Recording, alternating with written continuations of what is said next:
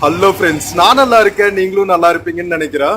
இப்போ நாம் எங்க இருக்கோம்னா கேரளால இருக்கிற கண்ணங்காட்ல இருக்கோங்க. நார்த் கேரளால இருக்கிற ஒரு பியூட்டிஃபுல் டவுன் இது கேரளால. இந்த வீடியோல நாம கண்ணங்காட்ல இருக்கிற நித்யானந்த் அவர்களோட ஆசிரமத்துக்கு தாங்க போய் வழிபட்டுட்டு எக்ஸ்ப்ளோர் பண்ண போறோம். செம்ம ஹோலியஸ்ட் பிளேஸ். நம்ம நார்த் கேரளால நிறைய ஹோலியஸ்ட் பிளேசஸ் இருக்குங்க. நம்ம வடகரா சிவானந்த பரமஹம்சரோட ஜீவசமாதி இருக்கிற இடம். அதுக்கப்புறம் பார்த்தீங்கன்னா இங்கே ஆனந்த ஆசிரம், அதுவும் கண்ணங்காட்டில் தான். நம்ம குரு ராம்தாஸ் அவர்களோட ஆசிரம். அதே அளவுக்கு ரொம்ப ரொம்ப பிளிஸ்ஃபுல்லான பிளேஸ் வந்து நம்ம நித்யானந்தா அவர்களோட ஆசிரமமும் குருவனம்னு அப்படின்னு இன்னொரு ஹில் டாப் பிளேஸ் இருக்கு. அதுவும் நித்யானந்தா அவர்களோட ஆசிரமத்துக்கு சேர்ந்தது தான். இந்த ரெண்டு பிளேசஸுமே நாம வந்து எக்ஸ்ப்ளோர் பண்ண போறோம். ஃபர்ஸ்ட் வந்து இந்த விளாக்ல நித்யானந்தா அவர்களோட ஜீவசமாதி இருக்கிற ஆசிரமம் எக்ஸ்ப்ளோர் பண்ணலாம். நெக்ஸ்ட் விளாக்ல வந்து நான் குருவனம் ஹில் டாப்ல இருக்கும், அதுவும் பியூட்டிஃபுல்லா இருக்கும். ஸோ அடுத்த ரெண்டு விளாகுமே வந்து இந்த ஸ்பிரிச்சுவல் பிளேசஸ் தான். ஸோ வாங்க நம்ம டிராவல்குள்ள போகலாம். வீடியோக்குள்ள போறதுக்கு முன்னாடி சேனல் இன்னும் சப்ஸ்கிரைப் பண்ணாம இருந்தா ப்ளீஸ் சப்ஸ்கிரைப் பண்ணிடுங்க. அப்படியே அந்த பெல் ஐக்கானை கிளிக் பண்ணுங்க, அப்பதான் புது வீடியோஸ்க்கான நோட்டிஃபிகேஷன்ஸ் வரும். இப்போ வாங்க நம்ம கண்ணங்காட் டவுன் பஸ் ஸ்டாண்ட்ல இருந்து நித்யானந்தா அவர்களோட ஆசிரமத்தை நோக்கிய பயணத்துக்குள்ள போகலாம்.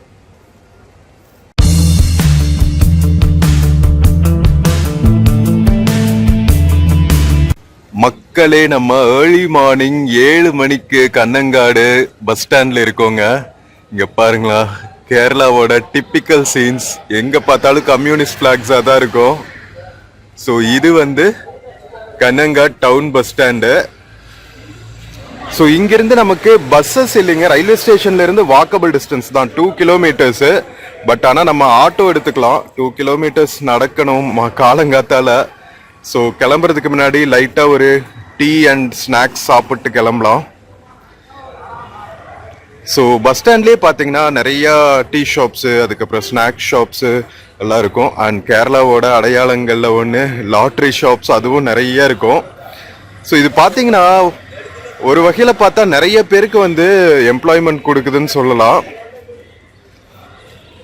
நார்த் கேரளாவில் நிறையா முஸ்லீம் மக்கள் இருப்பாங்க. அங்கே பாருங்க, தலைப்பாகையோட ஒருத்தர் இருக்காரு. டிப்பிக்கல் அவங்களோட கல்ச்சரே யுனிக்காக இருக்கும் கேரளாவில். எல்லா மதத்தினரும் சேர்ந்து அருமையாக வாழ்கிற ஒரு பூமி, காட்ஸ் ஓன் கண்ட்ரி கேரளா. இங்கே பாருங்க, காலங்காத்தால் எவ்வளோ விதவிதமான பிரேக்ஃபாஸ்ட் ஸ்நாக்ஸ் எல்லாம் வச்சுருக்காங்க அப்படின்னு சொல்லிட்டு. ஸோ நம்ம ஒரு டீயும் ஸ்நாக்ஸும் சாப்பிட்டு கிளம்பலாங்க. ஸோ மக்களே, நம்ம கண்ணங்காடு பஸ் ஸ்டாண்டில் இருக்கிற ஒரு கஃபேல இருக்கோங்க.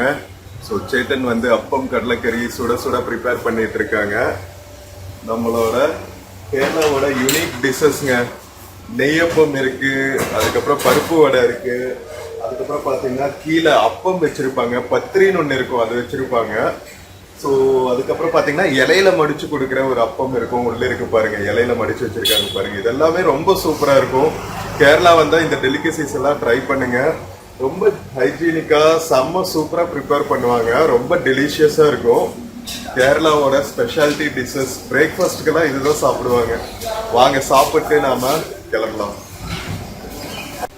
மக்களே, நம்ம பிரேக்ஃபாஸ்ட் வந்துடுச்சுங்க. சுட சுட அப்பம் கடலைக்கறி. வாங்க சாப்பிட்டு கிளம்புவோம்.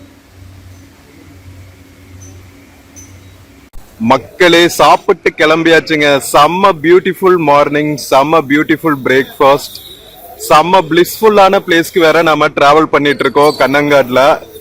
வாங்க நம்ம போய் ஆட்டோ பிடிச்சிக்கலாம், பெஸ்டா இருக்கும். குயிக்கா போயிடலாம். 2 கிலோமீட்டர்ஸ் தானே, ஒரு 10 மினிட்ஸ் தான் ஆகும்னு நினைக்கிறேன். ஸோ பஸ் ஸ்டாண்ட்ல இருந்து வெளியே வந்தோடனே பார்த்தீங்கன்னா உங்களுக்கு நிறைய ஆட்டோஸ் இருக்குங்க. கேரளால ஆட்டோஸ்க்கு பஞ்சமே இருக்காது. எந்த ஊருக்கு போனாலும் திருவனந்தபுரத்துல இருந்து மேல காசர்கோடு வரைக்கும் எல்லா டவுன்ஸ்லயுமே வந்து ஆட்டோஸ் தான் மெயின் மீன்ஸ் ஆஃப் லோக்கல் டிரான்ஸ்போர்ட்டிங்க. நாமினலா சார்ஜ் பண்ணுவாங்க, ரொம்பலாம் டிமாண்ட் பண்ண மாட்டாங்க. லோக்கல்ல சில சமயம் இந்த பஸ் கிடைக்கும், blue colour bus. KSRTC bus வந்து லாங் டிஸ்டன்ஸ் போறது. கண்ணங்காடு பஸ் ஸ்டாண்ட் முன்னாடி இருக்கிற வியூ பாருங்க. தூய்மை பணியாளர்கள் கிளீன் பண்ணிட்டு இருக்காங்க. கேரளா சிட்டிஸ் எல்லாம் செம்ம கிளீனா இருக்குங்க. கேரளா மக்களோட சோசியல் டிசிப்ளின் வந்து அடிச்சுக்கவே முடியாதுங்க. எல்லா ஸ்டேட்ஸை கம்பேர் பண்ணும்போது இந்தியாவில் Kerala is one of the best. நான் டிராவல் பண்ண வரைக்கும் சிக்கிமும் நல்லா இருக்குன்னு சொன்னாங்க. ஆனால் நான் சிக்கிம் இன்னும் பார்த்ததில்ல. பட் மற்ற ஸ்டேட்ஸில் பார்த்ததில் Kerala is the best in social discipline, cleanliness, public infrastructure கிளீனாக வச்சுக்கிறது. இதுல எல்லாம் கேரளா மக்கள் தான் டாப்புங்க. சரி வாங்க நம்ம ஆட்டோ சேட்டன் கிட்ட கேட்போம் எவ்வளவு ஆகும்னு. மக்களே நம்ம ஆட்டோ ஏரியாச்சுங்க. இங்கிருந்து 40 ரூபாங்க பஸ் ஸ்டாண்ட்ல இருந்து. Very nominal charge. மினிமமே 30 ரூபா. இது கிட்டத்தட்ட ஒரு 2 கிலோமீட்டர்ஸ் இருக்கும். ஸோ 40 ரூபா.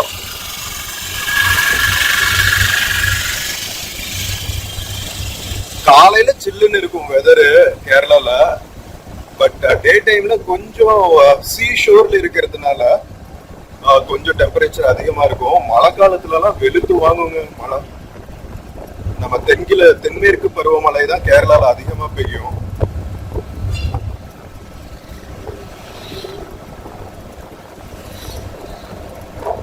பாருங்க பெடஸ்ட்ரியன் வேஸ், பார்க்கிங் லாட்ஸ் எல்லாமே ப்ராப்பரா ஃபாலோ பண்ணுவாங்க. ரோட் இன்ஃப்ராஸ்ட்ரக்சரும் நல்லா இருக்கு. மோசம் நல்லா சொல்ல முடியாது.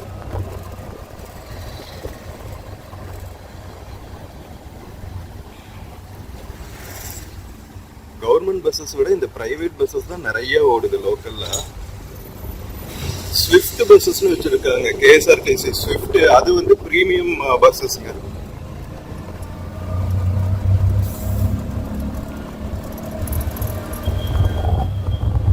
நித்யானந்த சுவாமிகள் வந்து கணேஷ்புரின்னு ஒரு இடம் இருக்குங்க மகாராஷ்டிரால. அங்கேயும் இருந்தாங்க. அதுக்கப்புறம் கடைசியில இங்க வந்து செட்டில் ஆயிட்டாங்க கண்ணங்காட்ல. அவங்களுக்கு ஒரு டிசைபிள் இருக்காங்க துளசி மாதா அப்படின்னு சொல்லிட்டு. ஸோ ரொம்ப ரொம்ப பிளிஸ்ஃபுல்லான பிளேஸுங்க. நம்ம இதுக்கு முன்னாடி வீடியோல ஆனந்தாசிரம் பத்தி போட்டிருந்தோம். குரு ராம்தாஸ், அதுக்கப்புறம் கிருஷ்ணாபாய், சச்சிதானந்த சுவாமிகள் பத்தி. அந்த வீடியோவும் பார்க்காம இருந்தா பாருங்க. ஸோ கண்ணங்காடு மொத்தமாவே பார்த்தா ஒரு ஸ்பிரிச்சுவலி பிளிஸ்ஃபுல் பிளேசஸ், நிறைய ஆசிரமங்கள், ஸ்பிரிச்சுவல் பிளேசஸ் எல்லாம் இருக்கிற ஊரு கேரளால.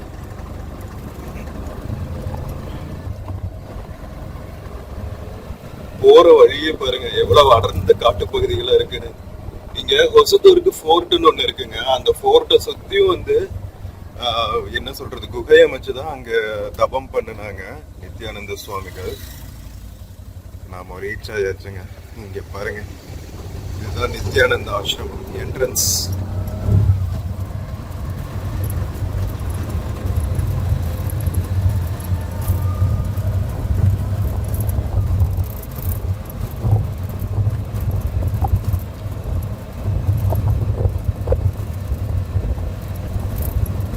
அடர்ந்த காட்டு பகுதி தாங்க. இந்த மலபார் கோஸ்ட் ஃபுல்லாவே அப்படிதான் இருக்கும்.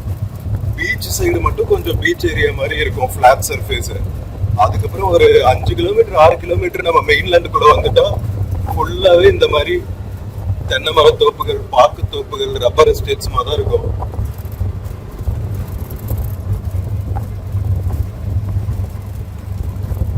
மெயின் என்ட்ரன்ஸ்ல இருந்து உள்ள வந்தாச்சுங்க. நிறைய ஆட்டோஸ் இருக்கும். இங்க பாருங்க ஆசிரம் முன்னாடியே ஆட்டோஸ் இருக்கு. நீங்க ரயில்வே ஸ்டேஷன் பஸ் ஸ்டாண்ட் வரதுன்னா. மக்களே சேட்டன் நம்மள இறக்கி விட்டுட்டு கிளம்பிட்டாருங்க. ஸோ இதுதான் வந்து மெயின் ஆசிரமம். நம்ம நித்யானந்த சுவாமிகளோட மெயின் ஆசிரமம். ஓம் நமோ பகவதே நித்யானந்தாய அப்படின்னு போட்டிருக்காங்க பாருங்க. வாவ், செம்ம பியூட்டிஃபுல்லா இருக்குங்க. பக்கத்திலேயே வந்து ஒரு குளம் இருக்குங்க. ஃபுல்லா வந்து லோட்டஸ் ஃப்ளவர்ஸுங்க. ஐயோ, காலங்காத்தால கேரளாவை பார்க்கறது எவ்வளவு பிளிஸ்ஃபுல்னு மட்டும் பாருங்க. ஆசிரமத்துக்கு பக்கத்துல இருக்கிற குளம் ஐயோ அழகழகா பூத்துருக்குங்க. தாமரை மொட்டுக்கள் ஐயோ வேற லெவல். வெள்ளை தாமரை. வாவ், பாத்தீங்களா? டிப்பிக்கல் நம்ம கேரள மக்கள் வந்து அவங்களோட மார்னிங்ஸ் இப்படிதாங்க இருக்கும். குளம், தோப்புக்கு பக்கத்திலேயே வீடு. நான் டிப்பிக்கலா ஒரு இன்டீரியர்ல இருக்கிற கேரளா லைஃப் ஸ்டைல் சொல்றேன். எவ்வளவு பிளிஸ்ஃபுல்லா எந்திரிப்பாங்கன்னு மட்டும் பாத்துக்கங்க. அவங்க வீட்டுல இருந்து கிடைக்கிற இந்த லேக்கோட வியூ பாருங்க. காலையில எந்திரிச்சு அழகா டீ சாப்பிட்டு இந்த குளத்தை பார்த்துட்டே ரசிச்சுட்டு இருக்கிறதே வந்து ஒரு மெடிடேஷன் பிளிஸ்ஃபுல். தனியா மெடிடேஷன் செய்யணும்னு அவசியம் இல்லை கேரளால. வாவ், இயற்கை அடிச்சுக்க இந்த உலகத்துல வேற எதுவுமே இல்லைங்க. கரெக்டா சன்ரைஸ் ஆகிட்டு இருக்கு. அங்க தெரியுது பாருங்க, லைட்டா மேகத்துக்குள்ள இருந்து வந்துட்டு இருக்கான் சூரியன். சூப்பரா இருக்குல்ல? Wow, bliss. ஸோ இந்த சைடு பார்த்தீங்கன்னா இது என்னடா பெருசா ஒரு கட்டிடம் மாதிரி, இடிஞ்சு போன கட்டிடம் மாதிரி இருக்குன்னு பாக்குறீங்களா? இதுதான் வந்து ஹொசதுர்க் ஃபோர்ட்டுங்க. நம்ம கீழடி நாயக்க மன்னர்கள் இருக்காங்க, நம்ம மதுரை நாயக்கர்கள், தஞ்சாவூர் நாயக்கர்கள் மாதிரி இங்கேயும் வந்து நாயக்கர்கள் ஆட்சி செஞ்சாங்க. ஏன்னா இது நார்த் கேரளா தானே, கர்நாடகா பார்டரு. ஸோ இந்த மாதிரி ஃபுல்லா ஹொசதுர்க் ஃபோர்ட்டு தாங்க. ஹொசதுர்க் ஃபோர்ட்டுக்கு பக்கத்தில் இருக்கிற ஏரியாஸ்ல தான் வந்து நித்யானந்த சுவாமிகள் வந்து என்லைட்டன் ஆகி தவமெல்லாம் புரிஞ்சுது. இங்க பாருங்க, நிறைய குகை மாதிரியான அமைப்புகள் எல்லாம் இருக்கு பாருங்க. இதுக்குள்ள போனா கோட்டை மதில் சுவர்கள் தெரியுது பாருங்க. இது பாலடைஞ்ச கோட்டை தான். ஸோ அந்த கோட்டைக்கு பக்கத்துல தான் வந்து நித்யானந்தா அவர்களோட புண்ணிய ஸ்தலம், ஆசிரமம் இருக்கு. வாங்க உள்ள போலாம். மக்களே, நம்ம காட்ஸ் ஓன் கண்ட்ரி கேரளால இருக்கிற புண்ணிய ஸ்தலங்கள்ல இது கண்டிப்பா ஒண்ணுங்க. சோ நீங்க நார்த் கேரளா வந்தா நித்யானந்தா அவர்களோட ஆசிரமத்துக்கு வராம இருக்கக்கூடாது. கண்ணங்காட்ல எவ்வளவு பியூட்டிஃபுல்லா இருக்கு பாருங்க. நம்ம ஹொசதுர்க் ஃபோர்ட் பக்கத்துல நம்ம நித்யானந்த சுவாமிகள் வந்து கிட்டத்தட்ட 43 குகைகள் அமைச்சிருக்காருங்க. அவரு கையாலேயே அமைச்சிருக்காரு.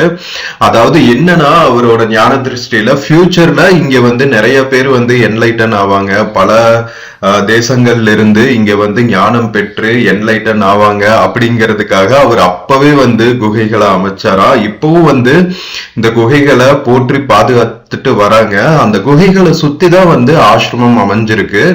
ஹொசதுர்க் கோட்டை இருக்கு இல்லைங்களா, அதுக்கு பக்கத்துல இருக்கிற ஒரு சின்ன ஒரு குன்று மாதிரி அமைப்பு தான் இது.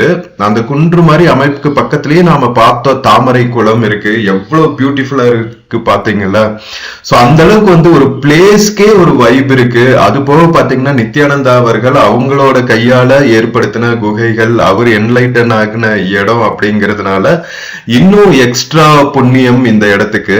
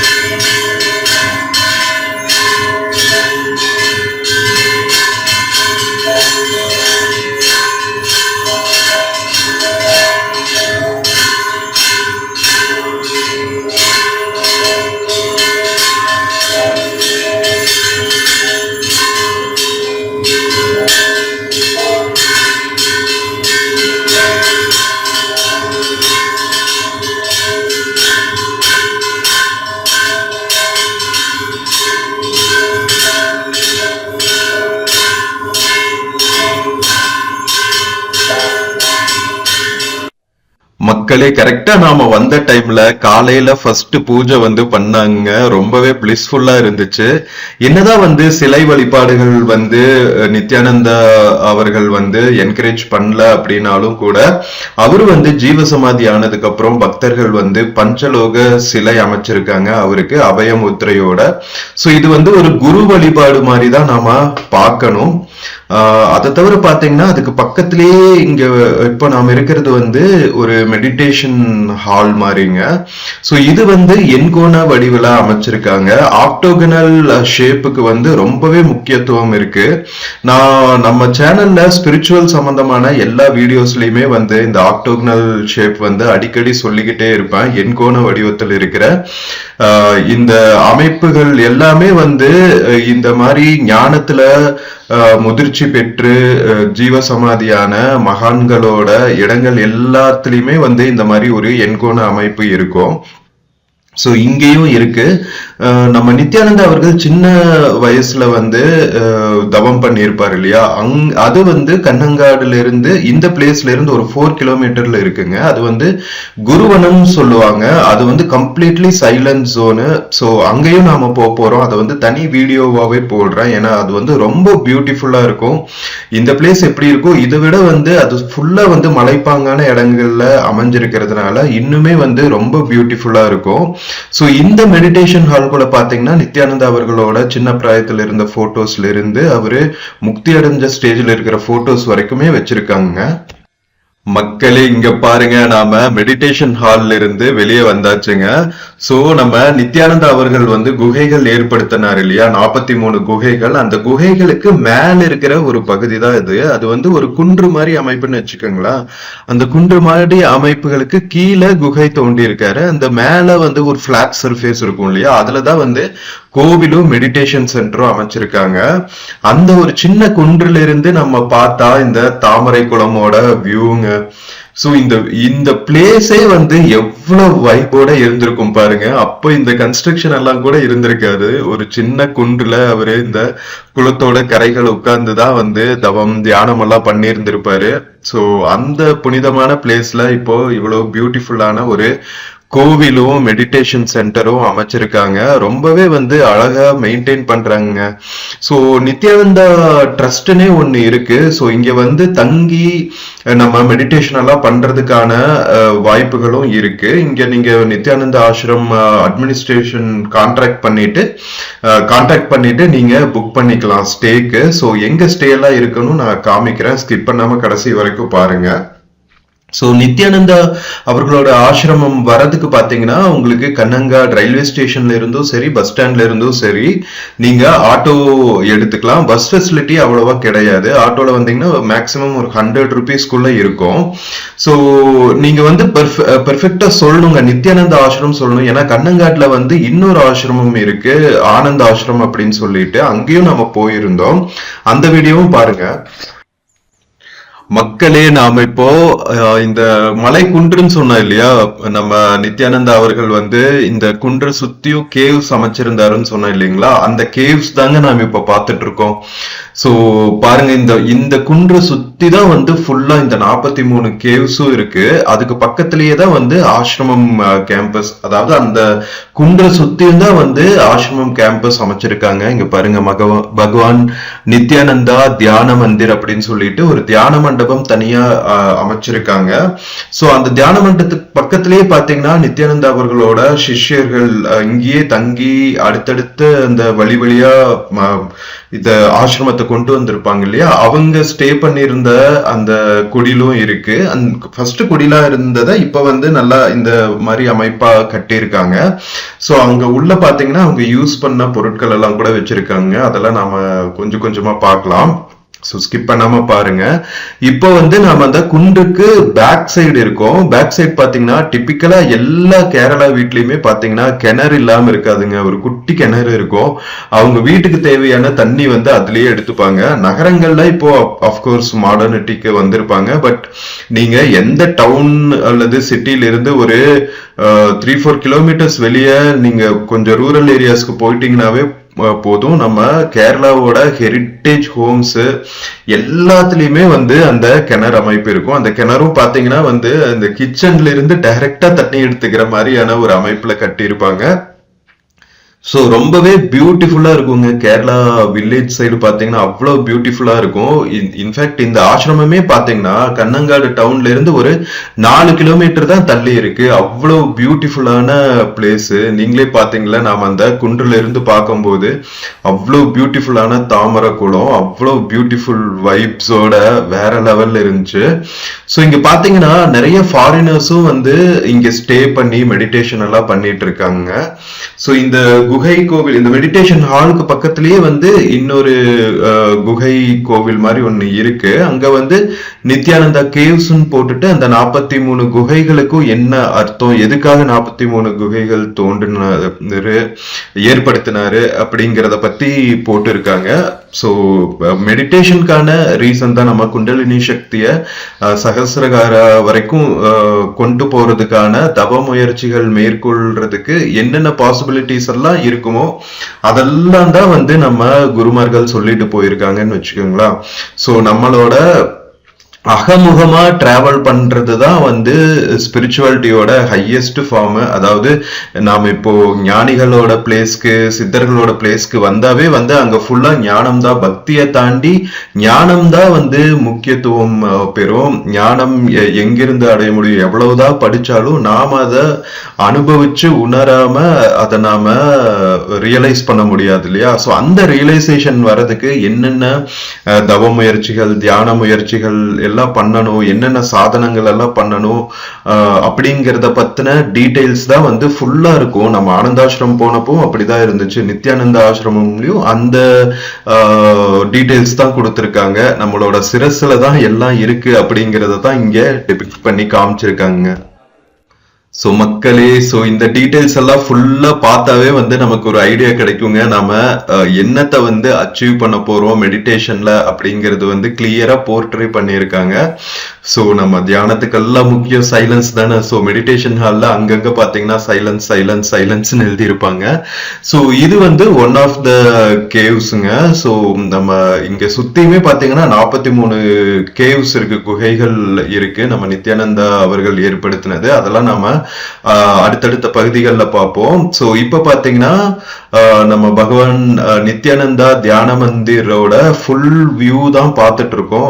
மெடிடேஷன் ஹால்ல இருந்து நம்ம பாக்குற வியூங்க, என்ட்ரன்ஸ், அதுக்கப்புறம் அந்த மலை குன்றுகள் இருக்கிற இடம். இங்க பாத்தீங்கன்னா நிறைய பாக்குகள் வந்து காய வச்சிருக்காங்க. பாக்கு மரங்கள் நிறைய இருக்கும் போல. அந்த பாக்கு கொட்டைகள் எடுத்து காய வச்சு அதுக்கப்புறம் அதை பதப்படுத்தி தான் வந்து அதை மார்க்கெட்டுக்கு அனுப்புறாங்க. ஸோ இங்க நிறைய பனைமரங்கள் இருக்கும் போல, அதனால எடுத்து காய வச்சிருக்காங்க ஃபுல்லா பார்த்தா. ஸோ அழகா ஒரு மரம், அதுக்கப்புறம் அதுக்கு கீழே ஒரு அகல் விளக்கு எப்பவும் எரிஞ்சிட்டே இருக்கு. ஸோ நான் சொன்னேன் இல்லையா, அவங்களோட நித்யானந்தா அவர்களோட சிஷ்யர்கள் ஸ்டே பண்ண இடம் அப்படின்னு சொல்லிட்டு. ஸோ அது இந்த பகுதி தாங்க, ஆசிரமம்ல இருக்கிற இந்த பகுதியில தான் அவங்க ஸ்டே பண்ணி இருக்காங்க. ஸோ அவங்களோட பொருட்கள், அவங்க படுத்திருந்த கட்டில்கள் எல்லாமே வந்து வச்சிருக்காங்க. ஸோ எப்போ வந்து மெடிடேஷன்ல ஒரு ஸ்டேஜ் அச்சீவ் பண்றோமோ அப்போ அவங்களோட இயல்பு பேர்ல இருந்து வந்து அவங்களுக்கு ஒரு ஸ்பிரிச்சுவல் நேம் கொடுத்துருவாங்க. நித்யானந்தா, சச்சிதானந்தா, இந்த மாதிரி நிறைய பேர்கள் இருக்கும், சிவானந்தா, இந்த மாதிரி நிறைய பேர்கள் இருக்கும். கரெக்டா பாருங்க, சிவானந்தான்னு சொல்லும் போது நம்ம சிவானந்த பரமஹம்சர் இருக்காரு இல்லைங்களா, சித்த சமாஜத்தை ஃபவுண்ட் பண்ணவரு. ஸோ அவரும் நித்யானந்தா அவர்களுமே வந்து நிறைய ஸ்பிரிச்சுவல்ல எல்லா ஞானிகளுமே இன்டர் கனெக்டடா தானே இருப்பாங்க. ஸோ அந்த மாதிரி சமகாலத்துல இருந்தவங்க தான் வந்து சிவானந்த பரமஹம்சர், நித்யானந்தா, ராம்தாஸ் அவங்களெல்லாம். ஸோ எல்லாமே வந்து இந்த பகுதிகள், கேரளாவோட நார்த் பகுதிகளை வந்து ரொம்பவே ஆன்மீக செறி ஊட்டினவங்க அப்படின்னு சொல்லலாம். நம்ம சிவானந்த பரமஹம்சரோட ஆசிரமம்க்கும் நம்ம அடுத்து போவோங்க. வடகரா நம்ம ஏற்கனவே போயிருக்கோம், அந்த வீடியோ நான் போட்டிருக்கேன். நம்ம வடகரா சித்த சமாஜம் ஹெட் ஆஃபீஸ் வீடியோ வந்து பார்க்காம இருந்தா பாருங்க, ரொம்பவே பிளிஸ்ஃபுல்லா இருக்கும் அந்த பிளேஸ் கூட. ஸோ எவ்வளவு ஞானிகள் நம்ம இந்திய நாடு ஃபுல்லா வந்து ஸ்ப்ரெட் ஆயிருக்காங்க பாருங்க. அஹ் நம்ம சவுத் கேரளால இருந்து பாத்தீங்கன்னா நாராயணகுரு அவர்கள் இருக்காங்க. நம்ம திருவனந்தபுரம் பக்கத்துல அஹ், அருவிக்கரை எல்லாம் போயிருந்தோம். அதுக்கப்புறம் அவங்களோட ஹெட் ஆபீஸும் போயிருந்தோம். நம்ம நாராயணகுரு அவர்களோட ஹெட் ஆபீஸ் வர்க்கலா பக்கத்துல இருக்கு சிவகிரியில. ஸோ அங்கேயும் போயிருந்தோம். அந்த வீடியோவும் போட்டிருக்கேன், அதுவும் பார்க்காம இருந்தா பாருங்க. அதுவுமே வந்து ரொம்ப ரொம்ப பிளிஸ்ஃபுல்லான பிளேஸ்ங்க. ஸோ நம்மளுக்கு வந்து கடவுள் அனுகிரகம் நிறைய இருக்குங்க. அதனால நாம இந்த மாதிரி நிறைய புண்ணிய ஸ்தலங்களை விசிட் பண்றதுக்கான ஆப்பர்ச்சுனிட்டி நமக்கு கிடைச்சிருக்கு. அதெல்லாம் வந்து நம்ம எப்ப கணேஷா சேனல் மூலமா உங்களுக்கு விர்ச்சுவலா காட்டுறதுல நான் ரொம்பவே பிளிஸ்ஃபுல்லா ஃபீல் பண்றேன். உங்களுக்கு டைம் கிடைக்கும் போது நீங்களும் விசிட் பண்ணும், ஓகேவா?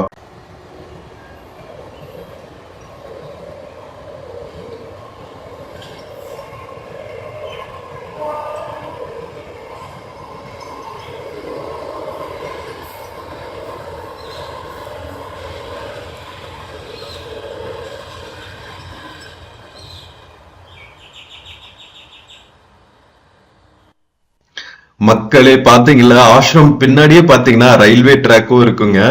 சோ இப்ப நாம பாக்குறது வந்து அந்த கிணறெல்லாம் இருக்குன்னு சொன்னால அந்த கிணறு இருக்கிற இடம். அதுக்கப்புறம் ஒரு துளசி மாடை வச்சிருக்காங்க.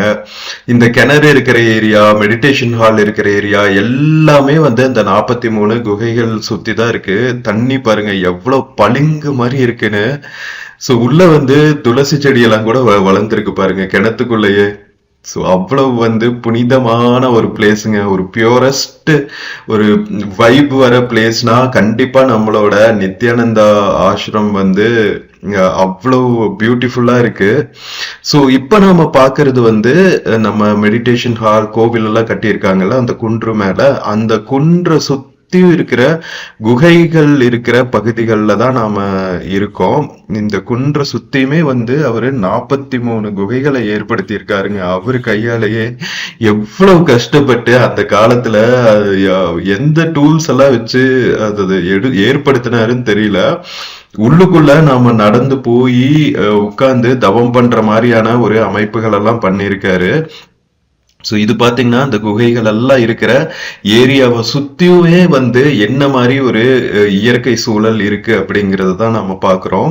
இங்க பாருங்க இந்த கதவு மாதிரி போட்டிருக்காங்கல்ல ஒரு அமைப்பு, அதுதான் வந்து குகைகள். ஸோ எல்லாருமே உள்ள போக முடியாது. இங்க நம்ம ஸ்டே பண்ணி மெடிடேஷன் பண்ணணும் அப்படின்னு ரிக்வெஸ்ட் பண்ணா மட்டும்தான் வந்து நம்ம குகைகளுக்குள்ள போய் மெடிடேட் பண்ண அனுமதிப்பாங்க. ஆப்வியஸ்லி வரவங்க எல்லாம் அனுமதிச்சா ஏதாவது ஸ்பாயில் ஆகிறதுக்கான வாய்ப்புகள் இருக்குல்ல.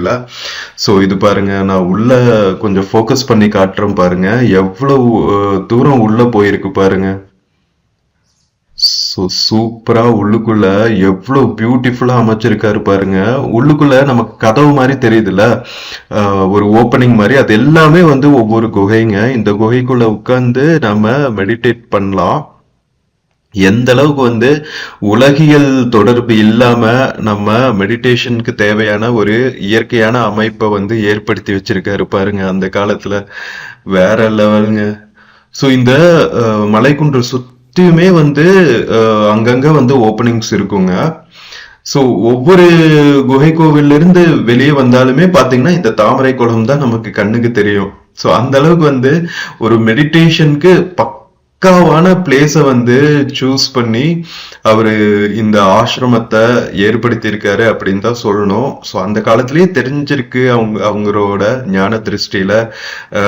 காலங்கள் கணிஞ்சு வரும்போது நிறைய மக்கள் வந்து இங்க ஞானத்தை தேடி வருவாங்க. ஸோ அதுக்காக இந்த மாதிரி அமைப்புகளை நாம ஏற்படுத்திட்டு போகணும் அப்படின்னு ஒரு உலகத்துக்கு ஞானம் தான் அடைஞ்ச அந்த ஞானம் வந்து எல்லாரும் அடையணும் அப்படிங்கிறதுக்காக எவ்வளவு மெனக்கிட்டு இருக்காங்க பாருங்க ஞானிகள். சோ நாமெல்லாம் கொடுத்து வச்சவங்க தான் சொல்லணும். நமக்கு வந்து எல்லாமே வந்து இந்த சில்வர் ஸ்பூன்ல கொடுக்குறாங்க அப்படின்னு சொல்றாங்க தெரியுமா. சோ அந்த மாதிரி தான் நமக்கு தேவையான எல்லாமே வந்து நிறைய ஞானிகள் நமக்கு சில்வர் ஸ்பூன்ல கொடுக்கிற மாதிரி கொடுத்துட்டு போயிட்டாங்க. நமக்கு என்ன செய்யணும்னா அதை எடுத்து சாப்பிடணும், அவ்வளவுதான்.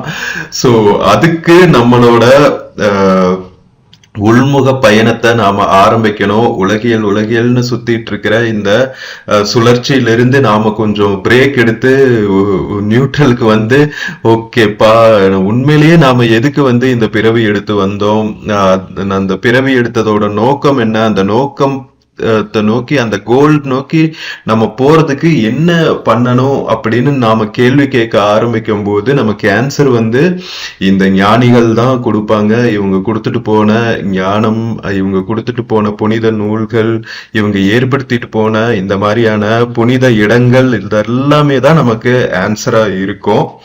ஸோ எல்லாருக்குமே வந்து அந்த ஒரு ஆப்பர்ச்சுனிட்டி இந்த பிறவிலேயே கிடைச்சு எல்லாரும் அந்த ஞான பாதைக்கு திரும்பணும் அப்படின்னு சொல்லி நான் அந்த அருட்பெருஞ்சோதி ஆண்டவரை வேண்டிக்கிறேங்க.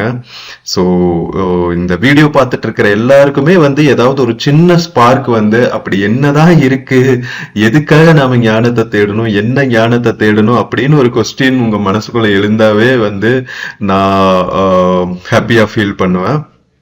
சோ இது வந்து சிதாகாச கீதைங்க. நம்ம நித்யானந்தா அவர்கள் வந்து நிறைய ஸ்பீச்சஸோ அல்லது நிறைய புக்ஸோ எழுதல. நம்ம நித்யானந்தா அவர்களோட சிஷ்யை இருந்தாங்க துளசி மாதா அப்படின்னு சொல்லிட்டு, அவங்க வந்து கர்நாடகாவை சேர்ந்தவங்க. இன்ஃபேக்ட் நித்யானந்தா அவர்களோட ஜீவ சமாதி வந்து பாம்பேல தான், பாம்பே போற வழியில தான் கணேஷ்புரி அப்படிங்கிற ஒரு இடத்துல இருக்குங்க. அங்கதான் வந்து அவரு ஜீவ சமாதி ஆனாரு.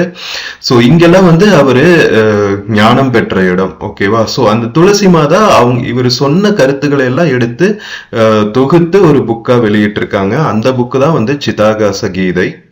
ஸோ மக்களே, நம்ம நித்யானந்தர் அவர்களோட ஆசிரமம் ஃபுல்லாக பார்த்தாச்சுங்க. செம்ம பிளிஸ்ஃபுல்லான எக்ஸ்பீரியன்ஸு. பிரசாதமாக அவரோட சிதாகாச கீதைங்கிற புக்கு நமக்கு கிடைச்சிருக்கு. துளசி மாதா தான் வந்து இதை தொகுத்தாங்க, இவங்களோட டிசைப்பிள்.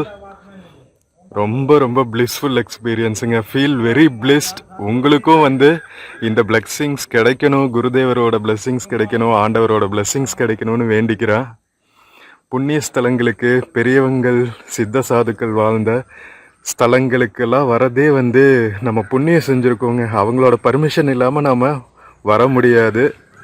இறையருள் இல்லாமல் நம்ம வர முடியாது இல்லையா? அதே மாதிரி குரு அருள் இல்லாமல் இறையருள் கிடைக்காதுன்னு சொல்லுவாங்க. ஸோ குரு அருள் வந்து நம்ம எல்லாருக்கும் பரிபூர்ணமாக கிடைக்கணும்னு நான் வேண்டிக்கிறேன். நித்யானந்த குரு அவர்களை மனதார எல்லாரும் வேண்டிப்போம். எல்லா உயிர்களும் இன்புற்று வாழ்க. அருட்பெருஞ்சோதி அருட்பெருஞ்சோதி தனிப்பெரும் கருணை அருட்பெருஞ்சோதி. எல்லா உயிர்களும் இன்புற்று வாழ்க. கொல்லாவிரதம் குவளையமெல்லாம் ஓங்குக. நல்லோர் நினைத்த நலம் பெருக. வள்ளல் மலரடி வாழ்க வாழ்க. குருவே சரணம், குருவே சரணம், குருவே சரணம்.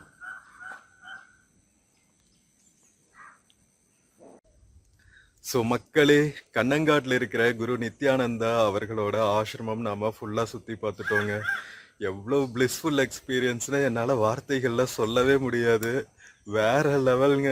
அப்பா, 43 குகைகளை தோண்டி இங்கே தவம் இருந்து குருவனம்னு ஒரு இடம் இருக்குது, அதையும் அமைச்சு எவ்வளவு குருக்கள் வந்து மக்களுக்கு செஞ்சுட்டு போயிருக்காங்க. நாம ஞானம் அடையணும், கடவுளை அடையணும் அப்படிங்கிறது தான் மனித பிறப்பெடுத்த ஒவ்வொருத்தரோடவும் ஒரே குறிக்கோளா இருக்கணும். அதை உணர்த்த வந்தவங்க தான் குருக்கள். காலங்காலமா வந்துகிட்டே இருப்பாங்க. ஸோ நமக்கு குரு அருள் பரிபூர்ணமாக கிடைக்கணும், அவங்க மூலமாக இறையருள் பரிபூர்ணமாக கிடைக்கணும்னு மறுபடியும் வேண்டிக்கிட்டு சைனிங் ஆஃப் ஃப்ரம் சுவாமி நித்யானந்தா ஆசிரமம், கண்ணங்காட், கேரளாங்க. எல்லா புகழும் இறைவனுக்கு. நன்றி.